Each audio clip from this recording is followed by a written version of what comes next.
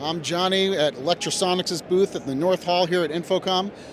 So Lectrosonics, we've been doing high-end wireless for broadcast, film, and TV. We're the most heard, least seen wireless company out there. We've been in every major movie. The last 12 out of the last 13 movies that won Best Sound Oscars used our stuff on location.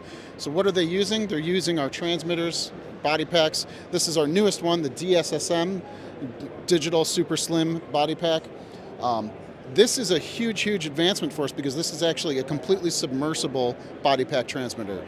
If you've seen our booth either here at InfoComm or NAB in the last couple of years, you've probably seen a giant tube of water or a giant tank of water. This thing's been sitting at the bottom of it, leaving it in the tank of water for 3 to 4 days, only taking it out to change the battery to prove that we have the world's first completely submersible body pack transmitter.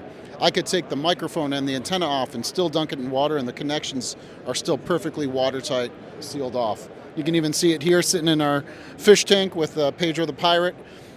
It's been in here for an entire day. I've only taken it out once to change the batteries. And what's great is now we have this total solution with the DSSM and our new L1 mic, which is also completely submersible because it's a MEMS microphone.